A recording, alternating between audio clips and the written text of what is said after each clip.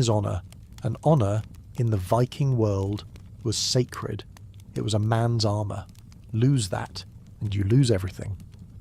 This fear-based structure bred paranoia. Men watched each other constantly. They joked in ways that were half warnings. They tested each other's reactions. And if someone failed to respond with the right amount of force or swagger, it was noted.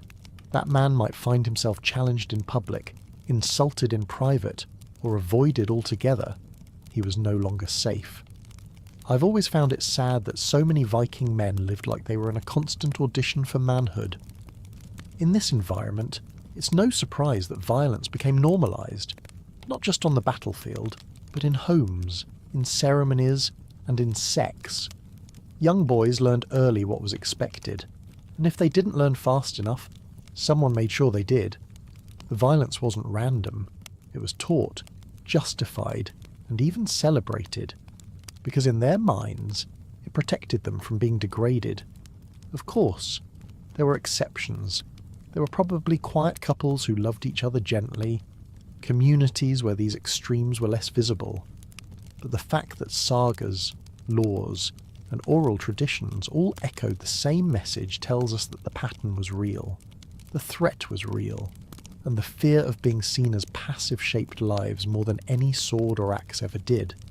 This cycle of sexual aggression didn't create strong men, it created scared ones. Men are too afraid to be vulnerable, too afraid to lose their place, too afraid to stop hurting others, because hurting others was how they survived. In the next part, we'll explore how this obsession with dominance carried into public rituals, and how even funerals reflected a deep fear of losing masculine control in death.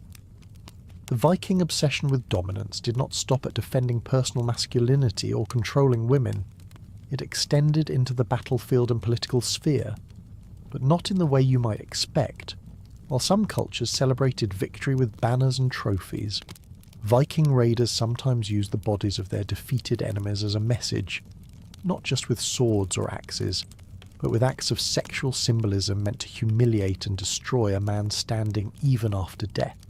In Viking ideology, the worst thing that could happen to a man was to lose his masculine power. So what better way to obliterate a rival than to attack exactly that? One of the most brutal and symbolic forms of this was the act of male-on-male domination, not as a result of desire, but purely to shame. In Viking society, it wasn't the act itself that mattered most. It was the role. To be on the receiving end meant to be conquered, dishonoured, stripped of manhood. The implication was clear. You had failed to defend your dignity. You were no longer a real man. Sometimes this was done literally, but in many cases, just the threat or accusation could destroy a man's place in society. It's like if someone could ruin your entire career today just by starting a rumour that you always ask for decaf. This symbolic act of sexual conquest was especially present during public punishments or after major defeats. Some sagas describe enemies being subdued, then violated not for pleasure, but for spectacle. In certain cases, the act didn't even need to happen. A gesture was enough. A thrust of a weapon into the rear. A public jest about what had been done. A drawing carved into wood. These were not random cruelties. They were calculated strikes meant to collapse a man's honour from within. Some raiders even used these tactics when sacking villages. While killing an enemy might remove a threat, humiliating him destroyed the lineage. If a leader were known to have been dominated, his sons might never rise to power. His brothers might be ashamed to defend him. His followers could abandon his cause. The attack went deeper than the flesh. It rewrote how others saw him, how his story would be told, and whether his bloodline deserved to continue. This shows how, in Viking culture, masculinity was not just an individual trait, it was an inherited currency. The act of anal violation, either real or symbolic, was not viewed as sexual in a conventional way. In fact, it was framed as the opposite. For the Vikings, it had nothing to do with pleasure and everything to do with status. Just like a slave could be stripped of clothing to indicate ownership, a man stripped of sexual dominance was publicly rebranded as inferior. This was sometimes done in war, but also in revenge killings or long-standing blood feuds. It was a tool as powerful as a sword, but far more insidious. There are accounts from medieval chroniclers, especially outsiders who observed Viking behaviour, that describe this with a mix of horror and fascination. Ibn Fadlan, the Arab diplomat who travelled among the Rus, a Viking-descended group, detailed practices and beliefs that place sexual dominance at the centre of public rituals. Even if the acts weren't carried out in his presence, the stories circulated widely. They were known, feared, and accepted as a terrifying part of Viking warfare. The power of this form of humiliation lay in its permanence. A man could recover from a wound. He could even win back a lost battle. But once his name was attached to the image of sexual submission, there was no way back. He became the target of jokes, whispers, and social death. Even if he denied it, people would always remember, and memory was everything. In a culture that passed history through saga and poem, your reputation was your legacy. Sometimes I wonder if the Viking sagas had a gossip column buried somewhere in the verses. The logic behind these acts was disturbingly consistent. In Viking law and custom, a man had the right to kill someone who accused him of being passive. But if that accusation was proven or widely believed, the law often sided with the dominant figure. That meant the one accused could lose not only his rights but his protection. It was a high-stakes game, where words became weapons and gestures cut deeper than blades. There were even ceremonial ways of declaring this kind of dominance. At times, defeated enemies were posed in suggestive ways after death. Their bodies were displayed in positions that mimicked submission. In some cases, effigies or sculptures were left behind to mock them. These acts weren't just cruelty, they were public announcements, a statement that this man had been stripped, shamed, and removed from the ranks of true warriors. For surviving members of a defeated family or clan, this kind of legacy was devastating. It made revenge harder, it damaged alliances, and it forced many to live with the shadow of a relative who had failed in the worst way. Not in battle, but in bed. Or so the story went. Viking masculinity was not about emotion, courage, or wisdom. It was about power. Visible, aggressive, undeniable power. Once that was gone, everything else followed. Compared to that, modern insults about someone's social media profile seem almost friendly. Looking back, it's clear that the Vikings used sexuality as more than a private act. It was a language, a weapon, a public statement, just like plundering a monastery or burning a rival's house. Symbolically violating a man sent a message. It meant, I defeated you so completely that I own your story now. And in the Viking worldview, that was the ultimate form of control. Today, we often think of war as physical and strategy-based. But for the Vikings, psychological warfare played just as large a role. If they could make people fear humiliation more than death, then they had already won before the axe fell. That's why even today, these stories feel disturbing. They reveal a society where sexuality and violence walked hand in hand, and where public shame was more lasting than any scar. What shocks me most is how planned it all was. They didn't stumble into cruelty, they rehearsed it. As we go deeper into these practices, we'll see how these rules didn't just apply to men. Viking women, too, had a place in this brutal hierarchy, and sometimes they learned to use it to their advantage. In the next part, we'll look at how female sexuality became both a shield and a sword in a world ruled by force. In Viking society, losing a battle was not the worst fate a man could suffer, especially for kings and chieftains. Defeat often came with something even more devastating than death. It came with public humiliation. And among the most horrifying forms of that humiliation was sexual violation. Not in private, not hidden in the dark, but in front of an audience, with eyes watching and remembering. Because for Vikings, stripping a man of his masculinity in front of others meant stripping him of his authority forever. This practice wasn't widespread in everyday life, but it loomed large in sagas and oral traditions. Captured kings and rival leaders who dared to challenge the wrong people could find themselves subjected to this ultimate punishment. It was not about lust, it was about making a point, a very public point, that the person you once called a ruler was now no more than a symbol of shame. It's hard to imagine any modern politician surviving such a scandal without needing a new identity and a cave to hide in. In these events, the victim was displayed before the crowd, not to be heard, but to be broken. The people attending were not there to witness justice. They were there to witness the fall of a man's identity, his name, his legacy. In Viking terms, it was the removal of his honour covering, something invisible, but very real in their culture. Once torn away, there was no stitching it back. For the crowd, this was not only a moment of entertainment, it was also a warning, a message that echoed through generations. The man who once led armies could not even protect himself. Worse, he could not protect his body from being made into a message, and in a society where physical power was everything, that was the end. Even if he lived afterward, he would be a ghost among the living. What made this worse was that the act was not only physical but symbolic. Being raped, in Viking eyes, wasn't just an act of violence. It meant you were no longer a man.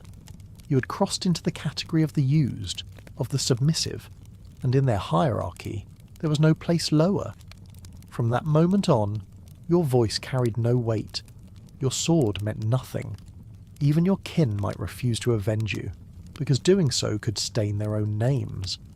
It's a bit like how, today, losing control of your online image can destroy your career, relationships, and even your place in society. The sagas tell of chieftains who were paraded, tied, and symbolically unmanned in front of former allies and enemies. Some of them died during the act. Others chose death afterward, because in their worldview, it was not just pain they experienced, it was the death of the self, the death of all that they had fought to build. And perhaps the worst part was knowing that the stories would outlive them. In one tale, a leader from a rival clan was captured during a failed raid. Instead of a swift execution, his captors chose a slower path. They bound him, insulted him, and then performed the act that would erase his name from the list of real men. The crowd did not cheer, it stayed quiet, not from respect, but from the weight of what they were witnessing. A line had been crossed, and yet it was a line their culture allowed. The legal codes in parts of Viking society did not protect men from this. On the contrary, if the person performing the act was in a dominant position, and if the community agreed that the victim had brought dishonour, the act could be justified. There were no clear trials for this, no witnesses called. It was judgment by humiliation, a form of justice that carried no appeal. Honestly, even Viking HR departments would have been terrifying. The consequences didn't end with the act. The victim, if he survived, was now a pariah. He might be forced to live in isolation, lose all land rights, or be refused entry to assemblies. His name could be changed in records, or worse, mocked in poetry. In a culture that survived on song and story, being the subject of a mocking poem was a permanent scar. It turned a person into a character, a lesson, a warning. For his family, the shame spread like fire. Brothers might refuse to mention him. Sons might never speak of the legacy. Daughters could find it harder to marry. The idea was that if a man could be dominated, then his blood was weak. This strange belief, irrational as it sounds, was part of the Viking understanding of strength, that it passed through not only muscle and sword play, but also through sexual dominance. It's tragic how cruelty often finds a way to disguise itself as tradition. Not all these stories were real, of course. Many were exaggerated or invented to intimidate enemies or entertain listeners around the fire, but their power lay not in their truth but in their effect. They reminded everyone of the invisible line between power and powerlessness, between honour and eternal shame, and they showed how, in Viking times, violence and sexuality could blend into one terrifying force. In modern eyes, these practices seem impossible to imagine, but they were rooted in a very different way of thinking, a system where a man's body belonged to his reputation, and if the reputation was destroyed, the man might as well vanish. Death was cleaner. It ended the story. But shame kept talking. It moved from lips to ears, from stories to songs, and it never faded. This tells us something uncomfortable about Viking justice. It wasn't just about balance or fairness, it was about hierarchy. And hierarchy, when threatened, used whatever tools it had, even those who broke a man from the inside, even those who used a crowd's silence as a seal of approval. It also reminds us how deep fear can run, to fear not pain, not blood, but disgrace. A disgrace designed not to kill, but to erase. And yet, for some victims, it was still better to die than to keep walking with that weight. What we see here is not just cruelty, but a ritualized cruelty, designed to echo, and that echo, centuries later, still sends a chill through the pages of old sagas. In the next part, we'll turn from kings to everyday men, not the leaders, but the husbands, the ones who feared not the battlefield, but the whispers of their wives behind closed doors. By the time Viking power had taken hold in places like Dublin and York, slavery was no longer a side activity. It had become a well-organised, large-scale enterprise. Slave markets operated with regularity, and women, particularly young and attractive women, were some of the most valuable commodities traded. They weren't destined for fields or kitchens. Many were bought for one purpose only. They were to serve as sexual property, passed between masters or held in the private harems of powerful men.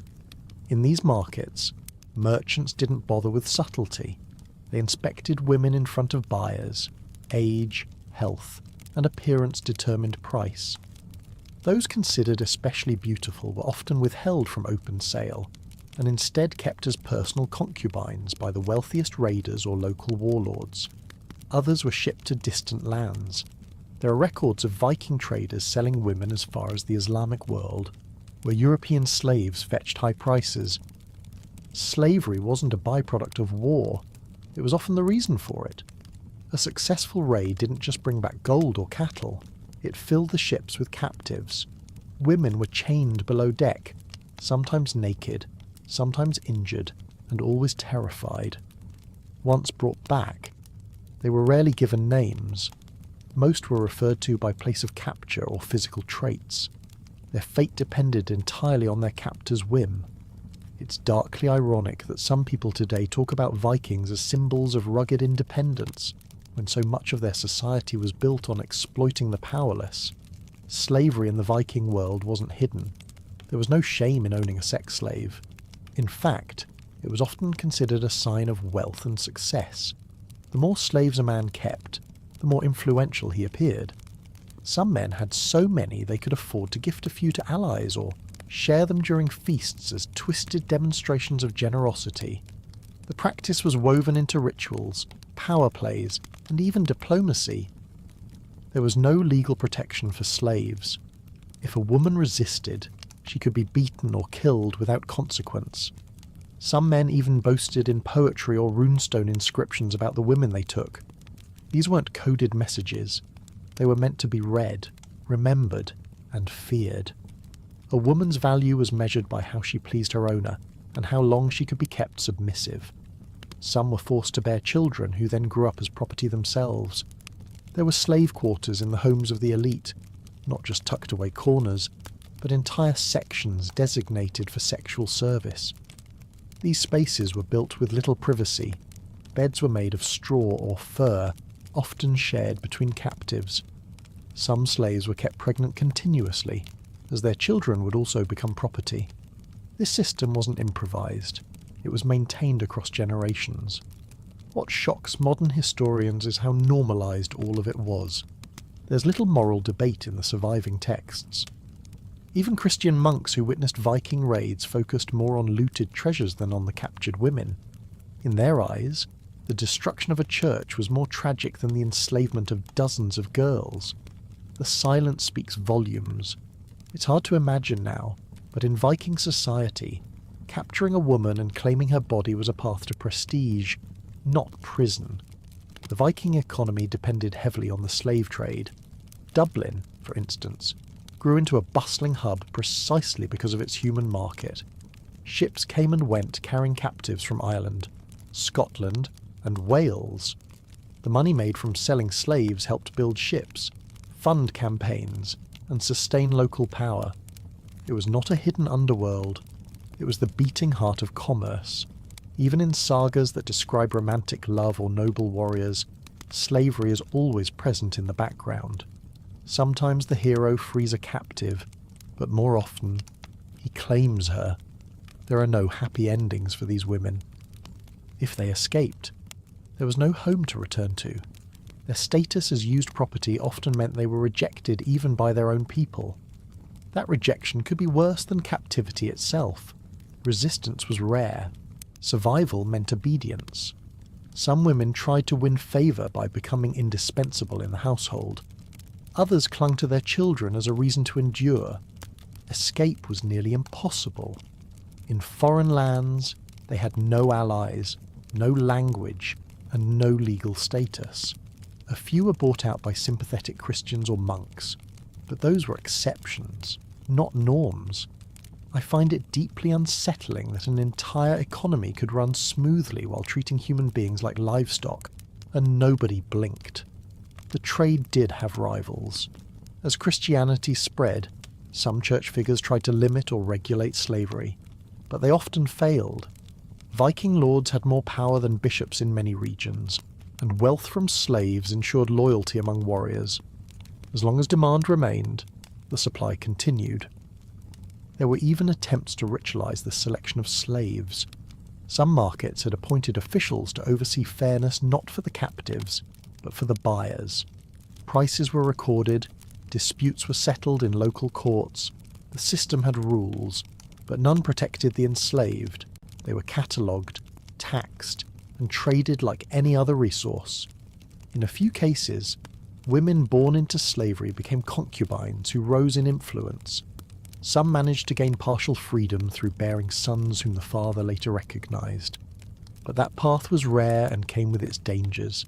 If the child died or the father lost power, the woman could be demoted or discarded. By the end of the Viking Age, slavery persisted even as other parts of the world began to question its morality. When Christianity gained firmer hold, the focus shifted, but economic habits were hard to break. The slave trade eventually faded, not because of ethical awakening, but because new forms of wealth replaced it. It's tempting to romanticize the Vikings with their ships, axes, and epic tales, but behind the sails and swords stood hundreds of terrified women, each one a victim of an economy that saw their bodies as currency. No saga sings their names, no monument marks their graves. Yet without them, Viking society would not have thrived. Next, we'll look deeper into the religious justification used to make all of this seem acceptable. When gods and greed joined forces, brutality became a divine right. While Viking society might appear wild and lawless to the modern eye, it operated under a complex system of rules, but these laws didn't treat everyone equally. When it came to sexual violence, the line between justice and injustice was drawn not by the nature of the act but by the status of the victim. Her freedom was a measure of a woman's legal worth. Her humanity was not assumed. It had to be proven. In the case of a free woman, someone born to a recognized family, with community standing and family protection, rape was treated as a serious crime. The punishment could be death. The attacker risked being hunted by the woman's kin, or tried and executed if caught. These consequences were known, and fear of retribution often served as a deterrent. But for enslaved women, the laws read differently. If a man raped a female slave, he didn't face execution. He was fined, not for violating her body, but for damaging someone else's property. The offence was placed in the same category as breaking a tool or injuring livestock. Payment went to the slave's owner, not the woman herself. She wasn't viewed as the injured party, she was the object.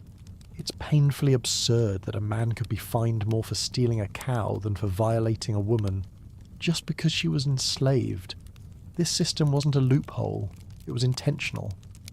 Legal codes like the Grégas in Iceland and other regional laws across Scandinavia spelled out the differences clearly. A free woman had value tied to her reputation and her family's honour. Her purity had economic and social implications, especially in marriage arrangements. That made her body legally protected, but a slave had no such value. Her role was to serve, and her body was seen as part of that function. Some men even bought female slaves precisely because the law allowed them unrestricted access. It was seen as a benefit of ownership. The legal language reinforced this.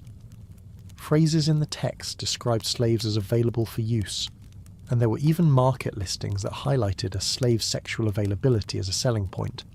Children born from these encounters added to the complexity. If the child had a free father, he might be accepted into society. But if the father denied paternity, the child was born into slavery. The woman had no say. Some men used this ambiguity to expand their household labour force. Others sold the children. The law didn't intervene. It's like drawing a legal border through the middle of a woman's body, saying one half has rights and the other doesn't. Occasionally, a slave owner could punish someone else for abusing his property. But this had less to do with justice and more with control. If a rival raped a man's slave, the issue wasn't the violation of the woman, it was the disrespect shown to the owner. That's how twisted the logic became. The woman's suffering remained invisible. Survivors had no recourse for complaint. They couldn't appear in court, couldn't testify, and couldn't seek restitution. If they became pregnant, they were expected to keep working. If they resisted or tried to escape, they could be flogged, confined, or even mutilated. Some women endured years of abuse from multiple masters, passed around or gifted like utensils. The law didn't blink. What makes this particularly disturbing is how openly it was accepted. There's little evidence of protest or discomfort in the legal texts. Scholars and poets didn't question the morality. Even religious figures who later came into contact with these laws often remained silent. The legal framework had been crafted to protect the system, not its victims. I can't help but feel a deep frustration reading these laws, knowing that people spent more time arguing about sheep ownership than about a woman's right to her body. This legal structure also created an unspoken hierarchy among women themselves. Free women knew their rights were conditional. If they fell from favour, lost family protection, or were captured, they could slip into the slave category. Some even married their former captors to avoid that fate. The threat was real and ever-present. The laws extended to the display of women's bodies as well. Female slaves could be paraded, touched, and examined in ways that would be considered violations if done to free women. It created a culture where abuse became routine. In some towns, slave women were used in fertility rituals, subjected to acts under the guise of religious blessing. Consent was never part of the equation. Some men tried to justify these practices by invoking traditional necessity. They claimed that in times of war, taking women was normal, even expected. Others insisted that laws must preserve the rights of owners to manage their property. These excuses hardened into legal precedent. Over time, what began as an atrocity became routine. The worst part is that these laws remained in place for centuries. Even as Christian norms began influencing Viking regions, the legal difference between free and enslaved women persisted. The church tried to ban slavery in theory, but in practice, it made few efforts to change how women were treated.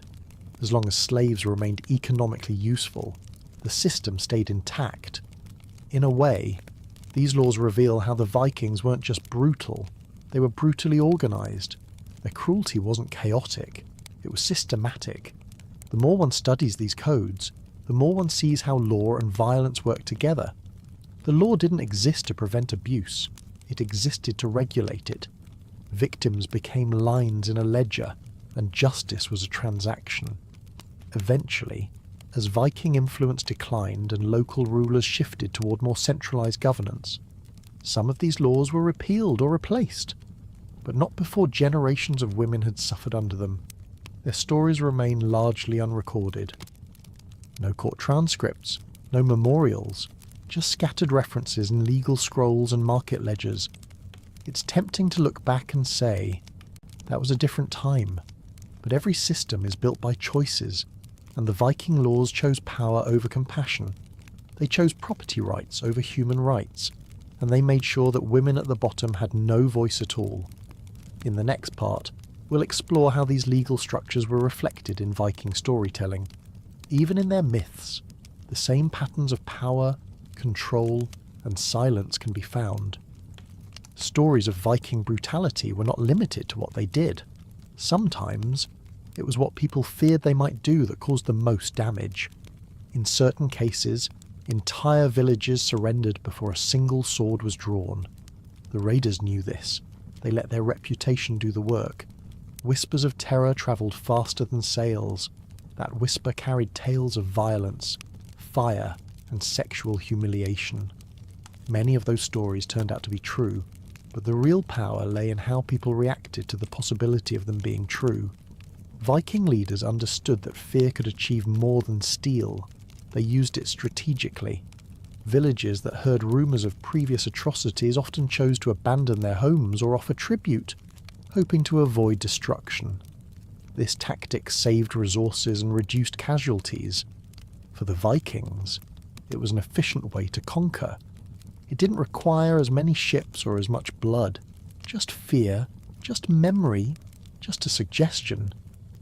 When word spread that the Vikings had raped and enslaved the women of one town, nearby settlements packed up and fled. The longships had not even arrived yet. People preferred uncertainty in the wilderness over certainty in their own homes. That was the true reach of terror. It became a shadow hanging over every coast, every fjord, every inland village that had something to lose. The tactic was not always explicit. There were no printed flyers or battle plans declaring that fear would be weaponized. But it was obvious in how often the same outcomes repeated.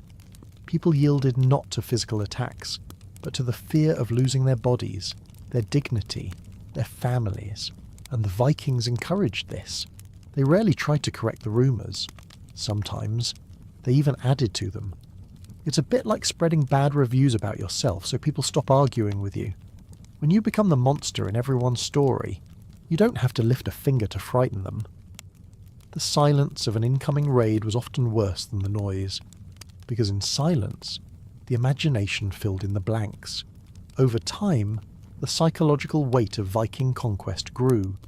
Villagers told their children that monsters came from the sea.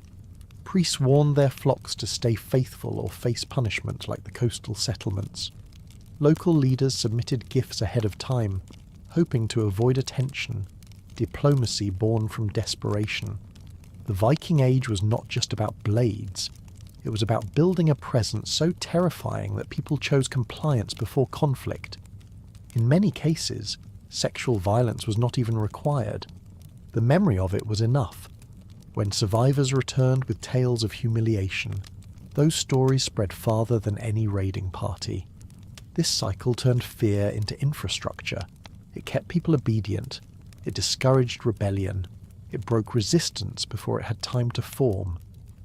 It's strange to think they invented a kind of psychological warfare centuries before modern propaganda. No leaflets were dropped. No speeches were made. Just pain remembered and pain anticipated. That alone guided entire regions to their knees. Of course, not all raids ended in horror. Some villages were spared. Some raiders kept their discipline, but that didn't stop the fear from growing, because unpredictability was part of the fear. No one could be sure if this time they would be ignored or violated. That randomness forced communities to assume the worst and act accordingly.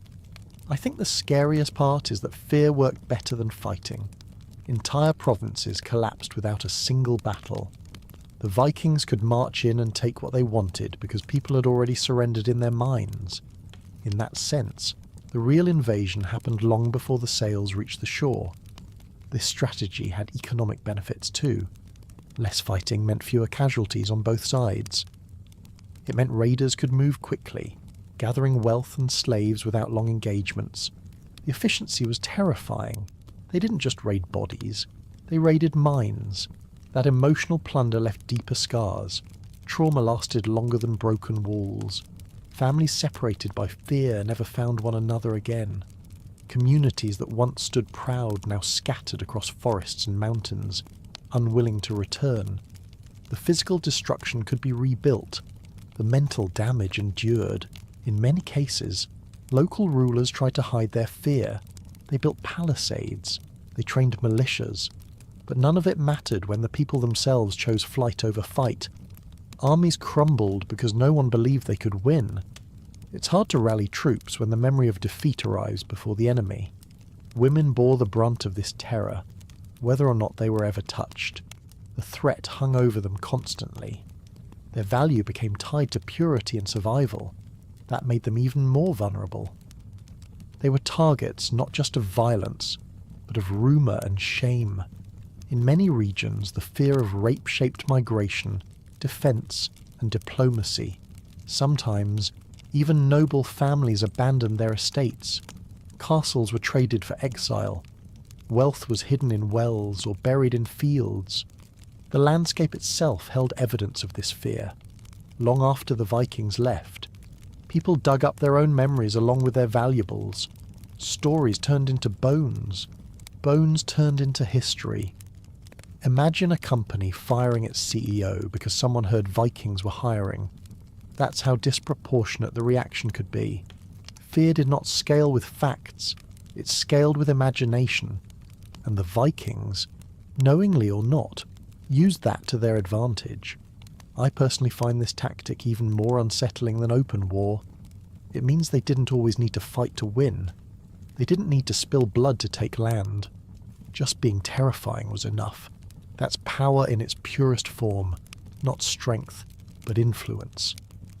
Not force, but fear. As we move further, we will leave the battlefield behind and enter the markets. There, fear did not just drive surrender, it fueled entire economies. The trade in bodies, born from this terror, became a business too large to ignore. In Viking society, a wedding did not end at the altar or the drinking hall. The true confirmation came later, behind closed doors, under linen sheets, with witnesses nearby. A marriage was not considered fully valid until the couple proved it physically. That proof was not symbolic, it was literal. Someone had to confirm that the union had been consummated.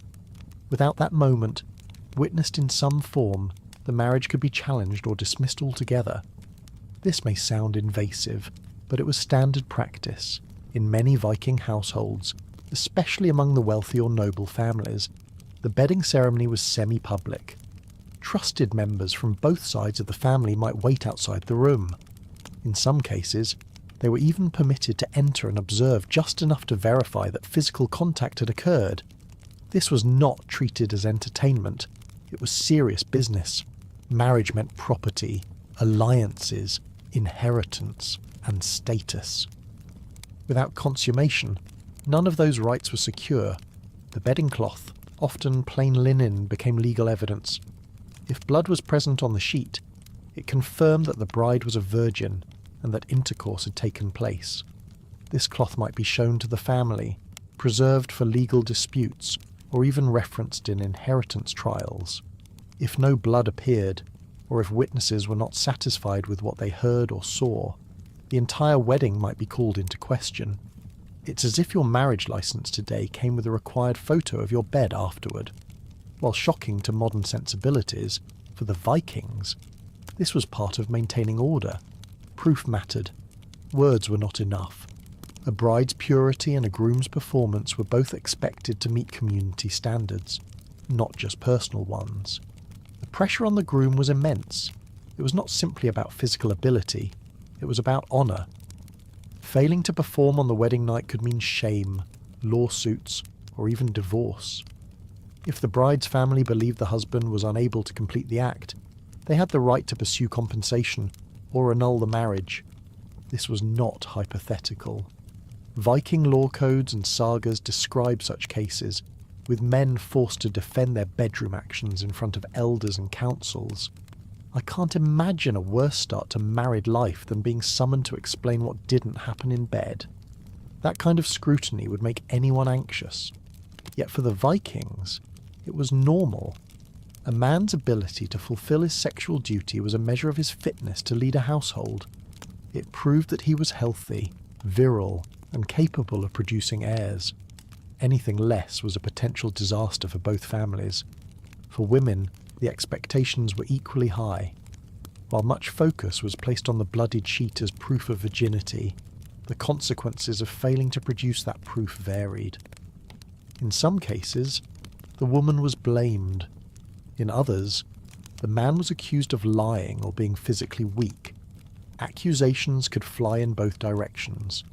The wedding night, far from being a private moment of intimacy, was essentially a test, pass or fail, and others were watching, literally or metaphorically. Among the nobility, this process was even more formalized. In some regions, a priest or chieftain would bless the bed, touch the sheets, or place symbols of fertility in the room. Guests would lead the couple to the chamber with songs and drinking horns. But after the laughter faded, the pressure remained. The outcome of that night might determine the future of farms, kingdoms, or dynasties. It's remarkable how something so personal became a form of social inspection. The Viking world did not separate the private from the public. Everything, even love and sex, served the structure of the clan. One weak moment could unravel carefully arranged alliances. This is why the bedding ceremony was not an afterthought. It was the climax of negotiation and promise. Some sagas even describe how disputes erupted when a groom failed to satisfy his bride. She might return to her father's house and demand justice. The father, seeing his daughter dishonoured or neglected, could sue for damages or break the marriage bond. A woman might not have had political power, but her sexual status carried legal weight. If violated or unfulfilled, she had tools to retaliate, at least within the framework of her class. Even more curiously, there are records of men being forced to provide testimony that they had completed the act, sometimes with witnesses who attested to the sounds or signs from behind a curtain. These bizarre forms of verification were taken seriously. The law did not care how uncomfortable it was. What mattered was certainty. Honestly, this is one of those historical facts that makes me glad I live in the modern world. There may still be pressure to perform, but at least there's no linen test waiting to be presented to your in-laws. These customs remind us how deeply sex and law were intertwined in the past. For the Vikings, nothing was purely emotional or romantic.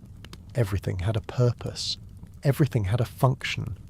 Even the act of love was a contract, and like all contracts, it needed proof. The sheet did not just absorb blood, it absorbed expectation, fear, and the weight of social order. That one night could define a person's reputation for life. It could make or break fortunes. It could even lead to violence if disputes turned bitter. What remains fascinating is that these practices were not seen as cruel by those who lived them. They were seen as necessary. In a world where lineage, fertility, and property were constantly under threat, the wedding night became a legal checkpoint. Everyone knew their role. Everyone knew what was expected. Whether or not they liked it was beside the point. As we move forward, we'll leave the bedroom behind and step into the realm of mythology, where even the gods played dangerous games with sex, deception, and power. By the time the wedding night ended and the bloodied sheet was examined, there was little illusion left about what Viking marriage truly was. What started as a union between two people quickly revealed itself as a transaction between two families. In most Viking households, especially among those with land, livestock, or titles, feelings were secondary. What mattered was the dowry, the inheritance rights, and the strength of alliances. Husbands and wives were expected to fulfill roles, not chase personal dreams. The idea that a couple might marry for love was rare and not especially praised. From the beginning, the process of betrothal involved negotiations, sometimes resembling the trading of cattle. The bride's family had to offer goods, coins, or land to secure the match. The groom's family might provide gifts in return. This was not seen as cynical. It was seen as practical. Marriage was how property moved. It was how clans expanded their influence and settled old feuds. Romance was a luxury few could afford. For the bride, her body became a form of currency. Virginity was expected, and the wedding night was the moment of proof. That night, as described earlier, might be witnessed, or at the very least, monitored. The entire community knew what was expected. She had little say in the matter. Fathers, brothers, and uncles made the decisions. Her future was often sealed before she turned 15. It's hard not to notice that the Vikings treated marriage like a well-wrapped business deal with a side of bedding. The rituals were rich, but the motives were calculated. A wealthy bride increased a man's status. A strong man protected a weaker family. These exchanges made sense in a society built on survival and expansion, but it came at a cost to the individual. Sex itself became part of the transaction. The right to a woman's body was transferred alongside her dowry. Once married, she was expected to provide children. If she failed, it could be grounds for divorce. Her husband, meanwhile, was not always expected to remain faithful. Viking men, especially those with power, often kept concubines or slept with slaves. The law rarely punished this behaviour. Fidelity was demanded mostly of women. At times, the transaction was so blatant that family members literally stayed in the room to verify consummation. This was not symbolic. In some parts of Scandinavia, it was customary for a relative to wait nearby, listening through the wall, or even standing silently in the corner until the act began. This intrusion, disturbing as it sounds now, was not mocked. It was part of ensuring that the deal had been sealed. In today's world, such a wedding night would probably land someone in court, not in the family album. But in the Viking Age, it was the norm. Social proof carried more weight than privacy. A completed union meant security for both families. Everyone needed to be sure that what was promised had been delivered. The woman's opinion mattered little. Even if she resisted, the marriage might proceed. Her consent, while sometimes requested, was not required. Fathers had the final say, and once given away, she became her husband's responsibility. Her body, her labour, and her fertility became his property in the eyes of society. This reality extended beyond the wedding night. For the rest of her life, a Viking wife was judged by her ability to produce sons, manage the household, and remain obedient. If she failed, or if rumours spread that she was barren or disobedient, her husband had legal options. He could replace her, return her to her family, or take another wife if local customs allowed. Divorce existed, but it too was shaped by economics. Whoever controlled the wealth usually controlled the outcome. I often find it difficult to imagine how these women must have felt, knowing their worth was measured in goats and gold. Some may have found ways to resist, to negotiate better matches, or to find affection within these harsh systems. But many simply accepted their role. Their mothers had gone through it. Their daughters would too. Among the upper classes, these transactions were even more intricate. Kings and jarls married to gain land or ships. Their brides were often chosen from rival clans to prevent war. In some cases, young girls were promised in marriage before they had even reached puberty. They were sent away to unfamiliar lands, dressed in fine clothes, but with no control over their own fate. Ceremonies were lavish, with songs and feasting. But beneath the music, the calculation remained. A man married to extend his influence. A woman married to secure her family's future. The act of marriage was not about happiness. It was about survival. There were exceptions. Stories exist of couples who genuinely cared for each other. who found love after marriage, or who married in secret defiance of tradition. But these were not the norm. In most cases, marriage was a tool. It was how society moved forward. One wedding could shape a generation. Even within peasant households, where wealth was minimal, the same logic applied. A young man might marry the daughter of a neighbouring farmer to gain access to fertile land. Her dowry might be a few sheep or a cart, but the principle was the same. The bride brought value, the groom offered status.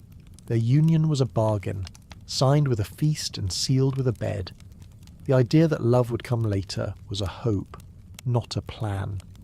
And if it didn't come, the marriage would continue anyway. Divorce was available but discouraged. A broken marriage meant shame and instability. Better to stay together, even in cold silence, than to disrupt the fragile network of obligations. It's both fascinating and sad to see how deeply social needs shaped personal lives. In the Viking world, emotions were private burdens. Duty came first. The system worked, but it left little room for individuality. In the next part, we'll explore how these expectations played out when things went wrong, especially for women accused of breaking the rules. Their punishments were brutal, and their options few. In the world of the Vikings, honour extended far beyond battlefield courage. It reached into the bedroom, after a wedding. If the bride was disappointed or felt that her husband had failed to perform his duty, it was not just a matter of private embarrassment. It was grounds for legal action. The law recognised that sexual fulfilment was part of the marriage contract, and failing to deliver on that contract could result in public shame and financial penalties. The idea of suing someone for being bad in bed may sound like a joke today, but in Viking society, it was deadly serious. The marriage was considered incomplete if the groom failed to consummate it. In some regions, the bride's family could challenge the validity of the union and demand compensation. If the husband could not perform or refuse to, his reputation would suffer. And in a culture where masculinity was constantly tested, this kind of failure was not easy to hide. It's wild to think there was once a society where your bedroom skills could end up in a courtroom. The Vikings had a practical reason for it. Marriage wasn't just for companionship. It was meant to produce children and unite families. If a man could not fulfill that biological and social role, he was seen as defective. And just like with any defective goods, a refund or exchange might be demanded.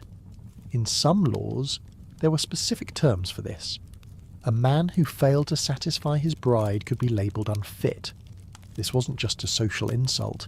It could mean losing property or being forced to pay damages. Legal documents even included clauses that allowed for annulment if there was no physical consummation.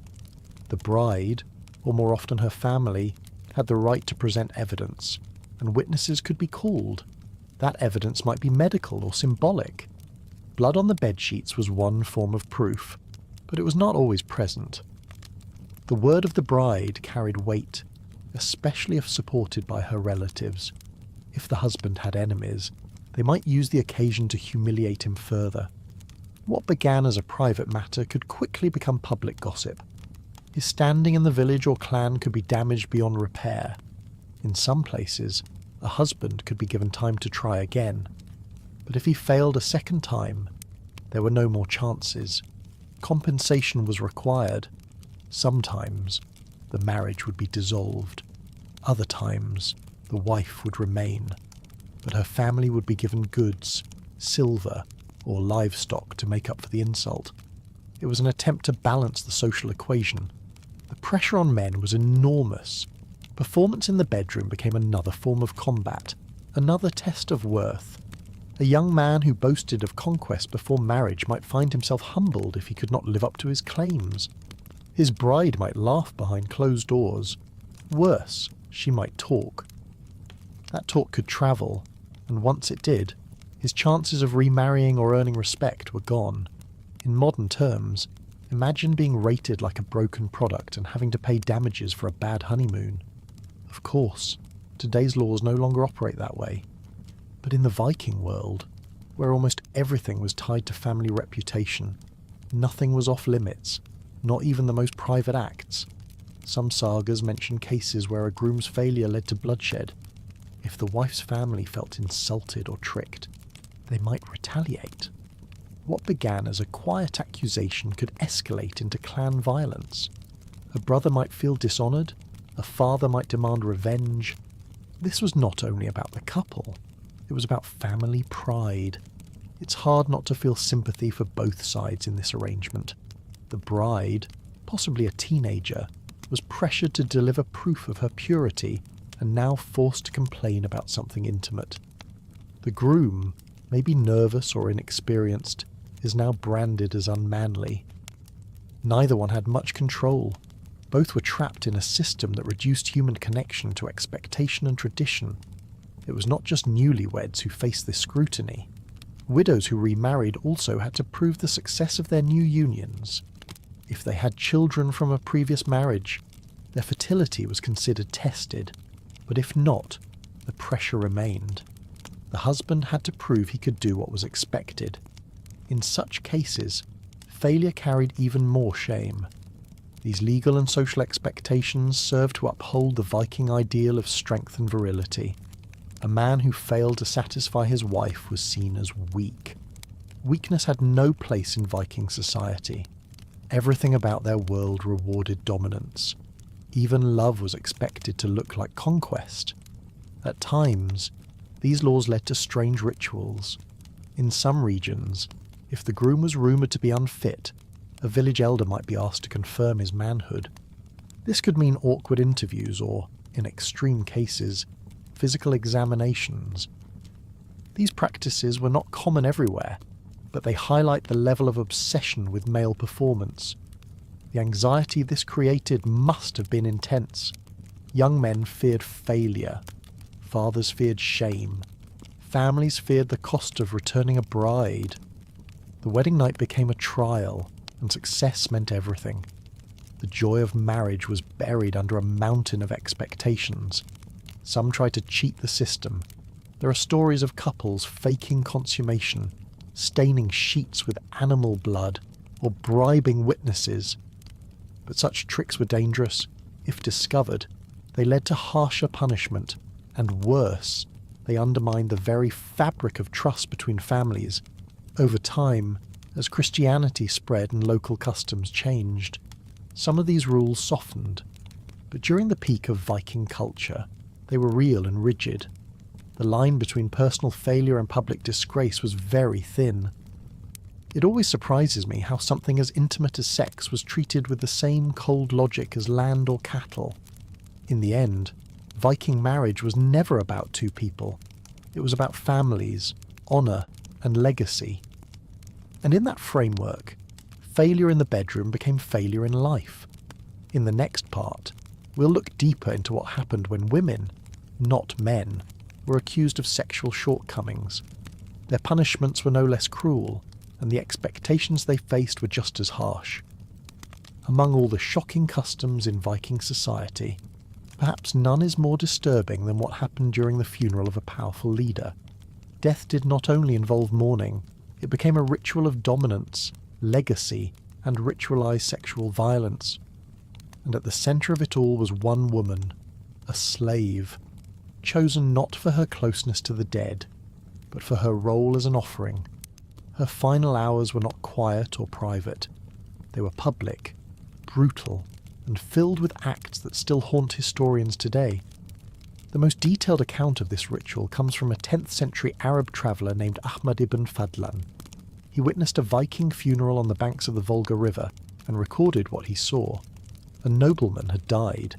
His ship was to become his grave, but before the flames would consume him, a female slave was chosen to accompany him into the afterlife. She did not volunteer out of love.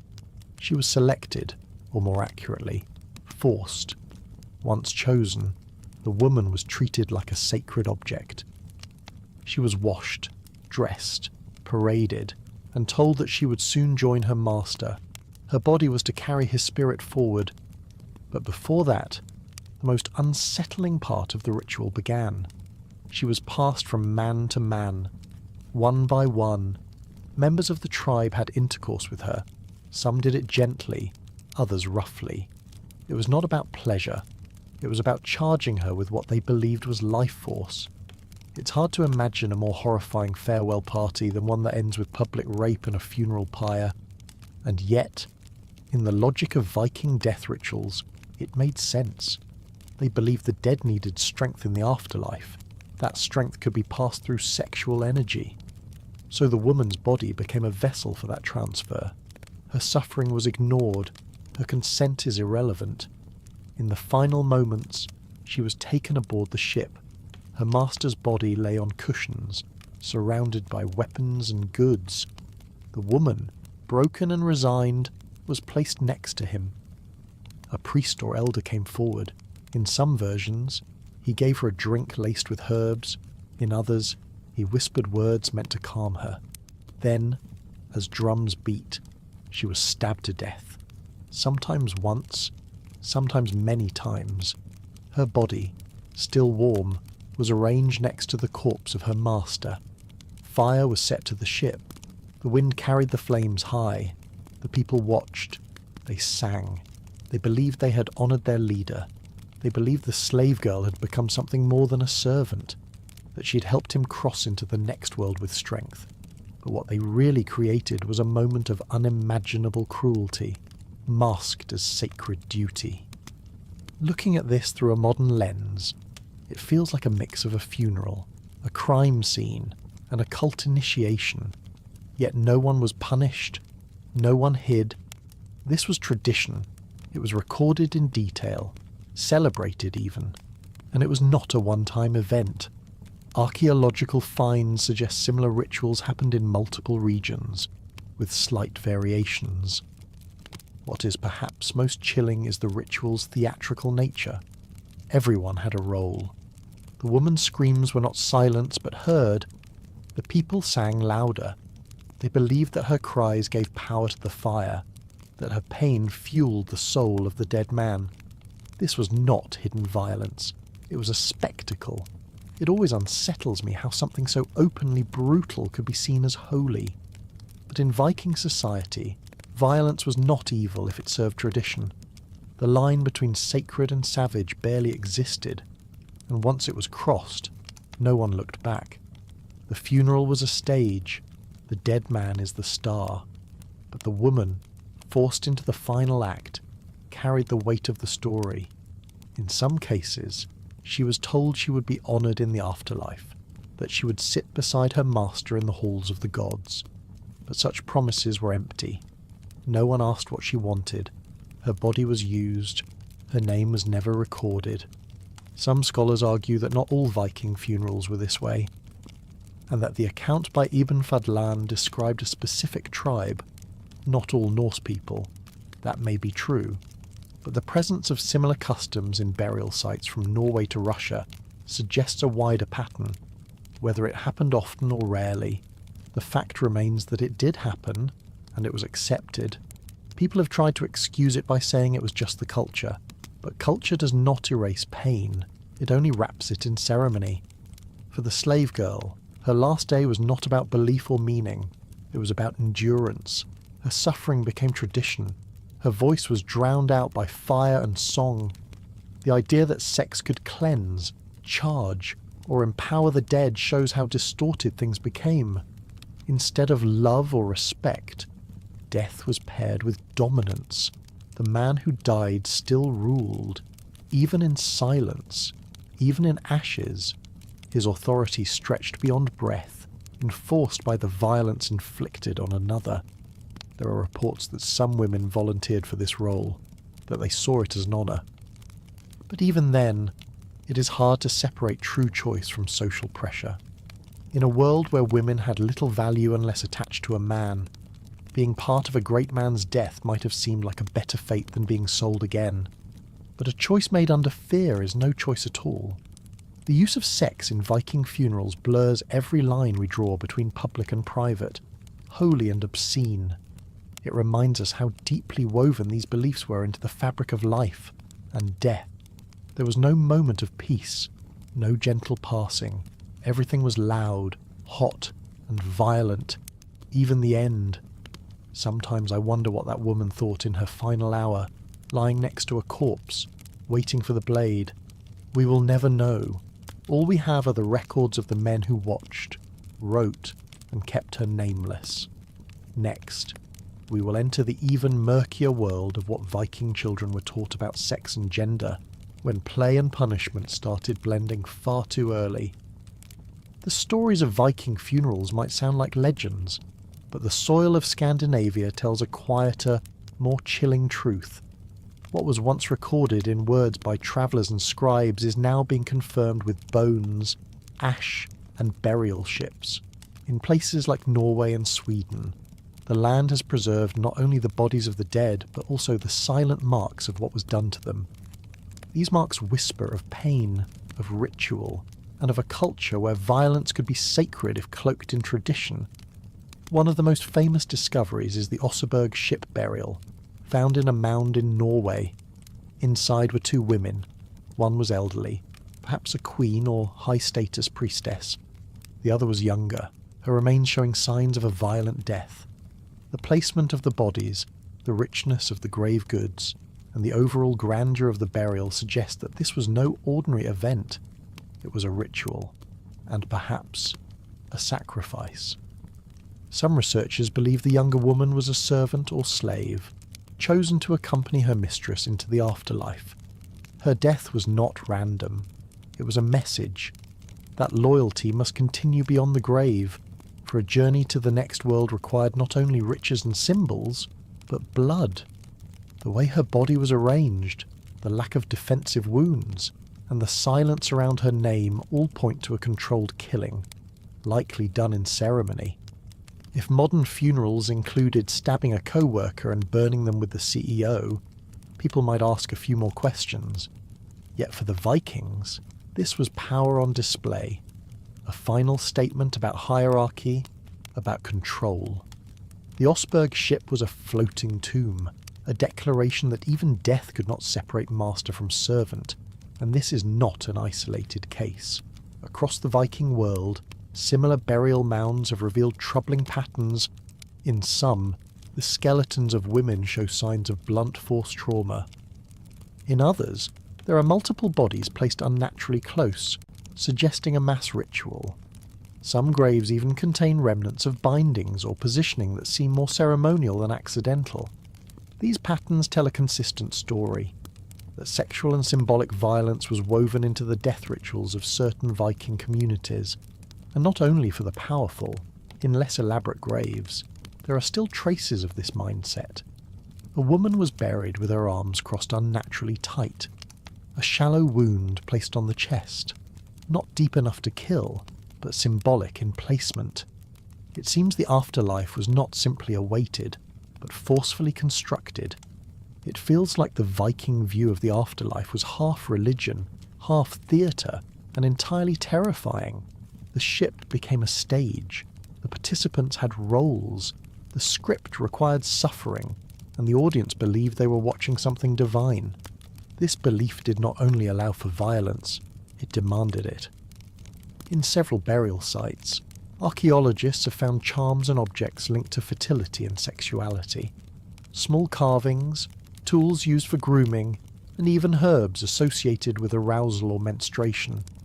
These items were not just practical, they were symbolic, meant to carry energy into the next life. The idea was that a dead person, especially a leader, needed not only strength and food, but also vitality and sexual power. And that power came from someone else's body. Sometimes I wonder how many women were buried in silence while the world only remembered the men they served. Their stories are never told. Their names were never carved. They are recorded as unknown female, as possible servant, or worse, simply as part of the burial environment. But each one had a voice, a life, a last breath. In some mounds, it is not just bones that speak. Soil samples have revealed traces of bodily fluids, of violence, and even of burned garments that suggest ritual nudity. These are not assumptions. They are facts, preserved through centuries. They tell us that the violence of these rituals was not a myth, but a daily practice for some. Not every Viking burial was this way, of course, but enough of them follow the pattern to paint a broader picture. The shocking part is how systematic it was. This was not a moment of panic or passion. It was organised. Items were prepared. The participants rehearsed. There were likely prayers, songs, and spectators. The idea of burying a person with sexual energy transferred from another was not seen as disturbing. It was seen as necessary. The link between sex and death was powerful. To die well, a man had to be honoured not just with gold or swords, but with the forced offering of another's body. This concept did not exist in isolation. It was tied to beliefs about strength, reputation, and masculinity. A man's final passage had to reflect his status. If he was great in life, he deserved something more than silence. He deserved a spectacle. The women chosen for these acts were tools in that spectacle, whether they were slaves, concubines, or servants. Their worth ended when the man's life did. They were not mourned, they were praised for fulfilling a duty. This erasure, this sacrifice of personhood, is perhaps the cruelest part of all, a death not